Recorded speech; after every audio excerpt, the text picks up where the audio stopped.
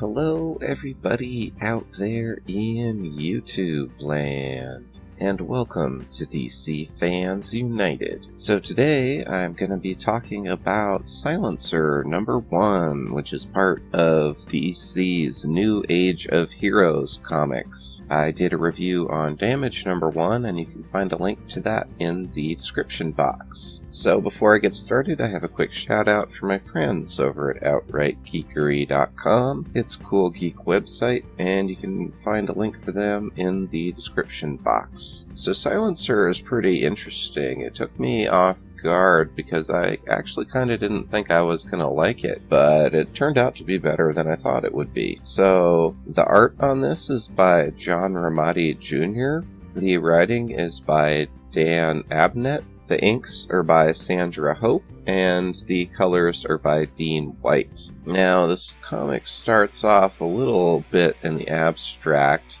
The first page shows a bunch of ninjas, and the second page shows the ninjas all killed. And this comic is rated teen, by the way. The page changes and it says 1 week earlier. So this is pretty interesting. I thought the art was pretty good. I mean, you can tell it's done by pencil, which is nice. You see a lot of digital art these days, which isn't necessarily a bad thing. But yeah, I feel like he did a pretty good job on this throughout for the most part. I know John Romita Jr. is a pretty controversial artist because a lot of people either really like his art or really don't like his art. And personally, I just think he has some hits and some misses. Some of his art is good and some of it's not as good. This happens to be one of the ones where it's better. So in any case, she is shopping with her son, and they get through the checkout line and go out to the car, and she puts the boy in the back and turns, and she's confronted by this big bad guy here, and he's named Killbox, and basically she's been in hiding for a long time, but they found her, so he's gonna kill her and pulls a gun,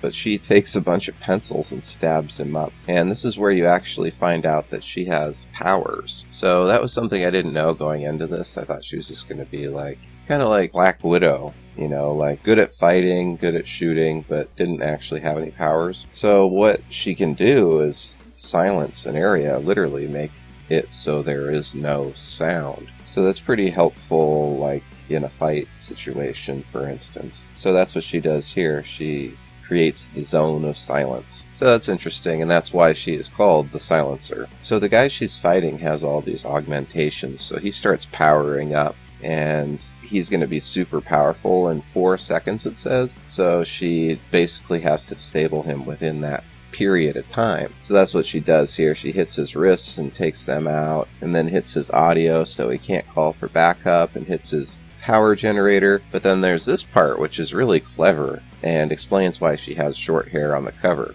You see he grabs her hair in this fight, and she says, "I used to keep my hair short for a reason." Which, you know, hey, yeah, that makes sense, you know, in a fight anything goes. But she ends up being able to disable his limbs, and within this zone of silence here, she gets her gun out. Oh, I think it's actually his gun. She takes his gun, and she turns off the silence in the area so she can ask him a question. And she says, "Why am I marked?" And he says, "You're on the wrong side of the war." And then he's going to call her a bad word, so she silences the area again and shoots him. So we go back, and she gets back into the car, and they drive home. And then we kind of have like a few kind of touching scenes with her and her husband and the boy. I thought that was pretty cool. They're like a regular family. It was real nice. Apparently she used to be, I don't know what she did exactly, but she worked as an assassin or something like that 6 years ago. And she met this guy 5 years ago, and she's been having basically a normal life. So she goes upstairs and says she's going to take a shower, but she's bandaging up her wounds because she got injured in that fight.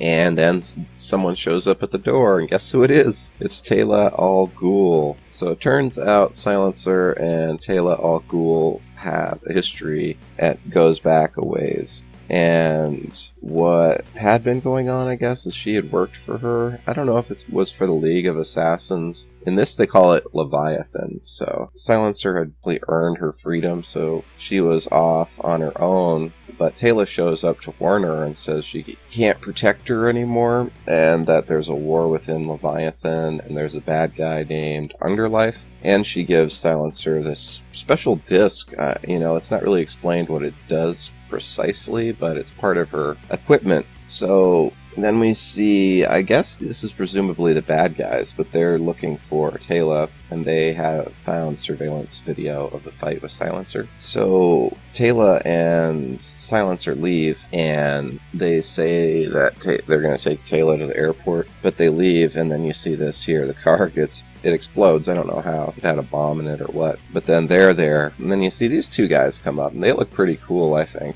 They're bad guys, but they look pretty cool. And she says, this is Talia talking, and she says, "Blood vessel, breacher, and to think I made you both. I cherished you." But they're working for a bad guy named Quietus. And then you see this here. It's really cool. It has the speech bubbles, but it's just, there's no words there because they've been silenced. And you see the final page here. So that disc that she was given, I think, it has like the super suit in it. And she can run really fast and stuff, and she's actually dragging Talia away by her hair. And yeah, I thought it looked pretty awesome. So that's the last page in this issue. So let me know what you thought down in the comments. I actually thought it was really good. I probably, didn't explain everything perfectly, but I hope I gave you a good idea of what it's like. It certainly had a lot of action, and I found it interesting that Talia al Ghul showed up, so who knows, maybe this will eventually be tied in with Batman or something. Alright, that's all for now. Thanks for watching, and as always, thank you for being a part of DC Fans United. Be sure to hit the bell for notifications, and if you aren't subscribed, please subscribe. Thank you. End of line.